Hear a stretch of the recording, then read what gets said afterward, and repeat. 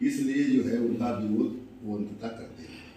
और जब वो विरोध करने में सफल नहीं हुए, बाबा साहब ने उन सभी कड़ियों को तोड़ दिया। जब वो सफल नहीं हुए तो वो समर्थक बने, लास्ट में समर्थक भी बने।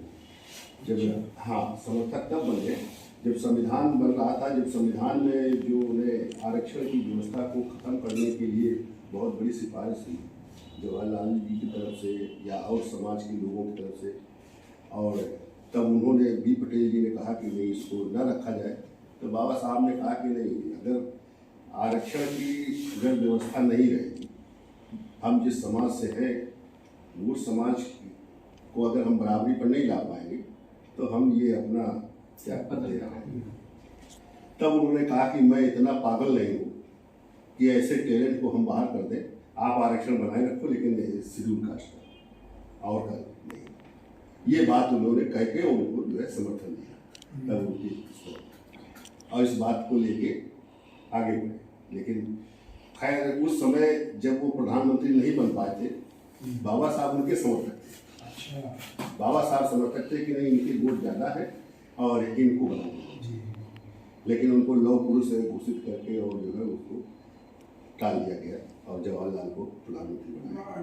तब वो एक दूसरे के साथ बहुत संपर्की आ गए और वो एक दूसरे का साथ देने लगे। जैसे एक जो प्रकरण यहाँ का लखनऊ का था, जब जूते का फीता खोलने वाली बात हुई गोविंद पंत के बारे में कि इनके जैसे लोग जो है जूता का फीता खोलने में गर्व महसूस करेंगे, तब हमें यही चर्चा हुई कि इनके ऊपर जो है इस पर कार्रवाई होनी चाहिए, तो न्यायालय में जाना चाहिए। तब उन पटेल साहब ने कहा कि वो इतने बड़े विद्वान हैं, लायक है, और उनका कुछ नहीं कर पाओगे, इसलिए इस बात को यही हिस्सा ये भी उन्होंने कहा। इस तरह के प्रकरण आते हैं तो ये जरूर है, एक वो गांठ वाली बात है। गांठ कितनी भी मजबूत हो लेकिन उसको सुलझाया जा सकता है, क्योंकि ये संकल्प आपका होना चाहिए। बाबा साहब ने उस गांठ को सुलझाया है जो गांठ कभी सुलझ नहीं सकती थी।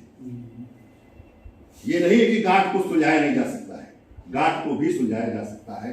ये मेरी बात है कि मतलब ये गांठ को कभी जो है ये न छोड़ दिया जाए कि नहीं, इसको सुलझाया नहीं सकता है।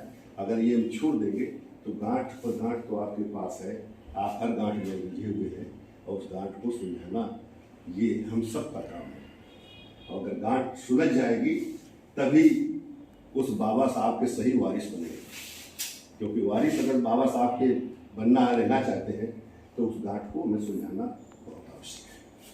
क्योंकि देश में आज जो हालात बने, ये हालात अगर हम देखें तो ये इस देश के जो प्रबुद्ध हैं, चाहे वो राजनेता हो चाहे और प्रबुद्ध है, इन सब के कारणों से ये देश के हालात ऐसे बन गए। उस समय जब बाबा साहब संघर्ष कर रहे थे, बाबा साहब उस समय अकेले थे। बाबा साहब यहाँ तक कि जिन लोगों को पढ़ाया, जिन लोगों को पढ़ने भेजा, वो लोग बाबा साहब का साथ नहीं दिए, बाबा साहब के कार्रवाई पर नहीं चले, लेकिन वही उनको खला था बाबा साहब को। लेकिन आज भी वो स्थिति है कि हम लोग जो भी प्रबुद्ध साथी है जो ऊपर निकल जाता है, चाहे राजनेताओं की तरफ आप देख लीजिए, वो भी अगर ऊपर गया तो वो फिर उसके अंदर एक जाति अपना घर परिवार और अपने ऐशो आराम की जिंदगी का के साथ करता है, उसी पर काम करता है। समाज के लिए केवल बोलता जरूर है, लेकिन उसके लिए कोई एक्टिव प्लान नहीं बनाता है ना उसके लिए कुछ करता है।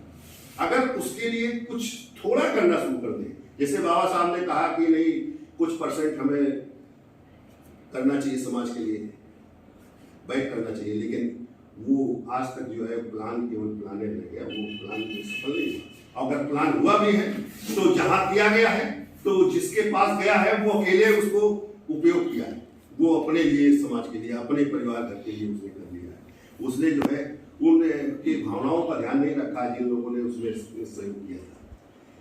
ये प्रॉब्लम है, ये इन प्रॉब्लम को हम लोगों को फेस करना पड़ेगा। आज वो समाज जो आगे बढ़ रहा है उनका काम ही एक है, लेकिन उनका तो भ्रष्टाचार।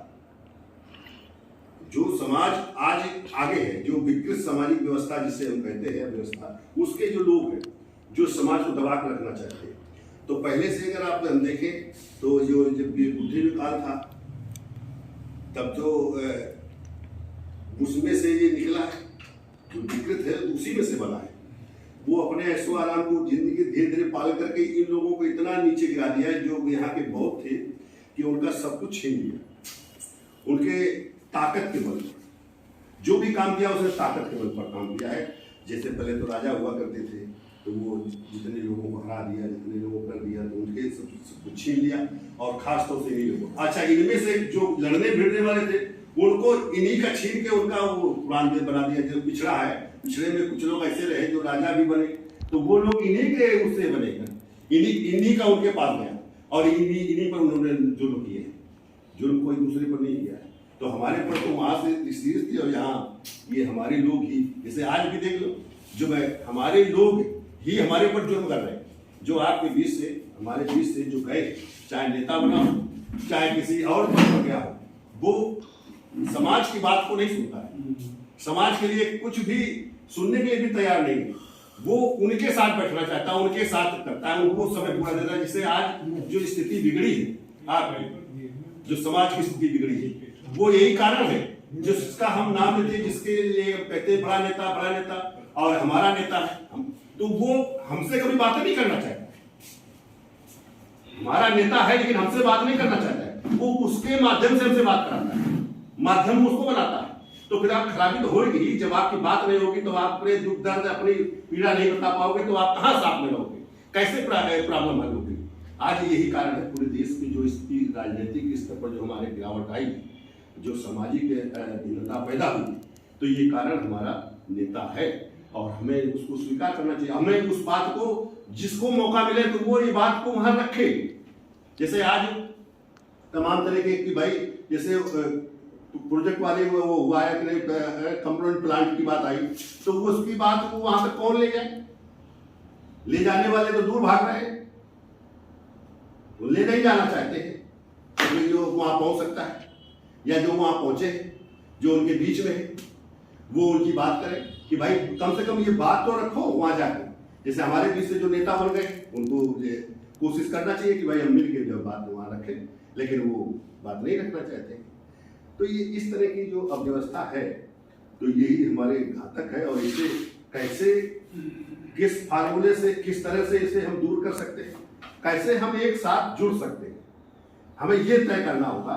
जिस दिन हमें ताकत बन गए, जब ताकत हम बने, तब वो जो है कमजोर पड़ा है और हमारा हक हमको मिलने लगा।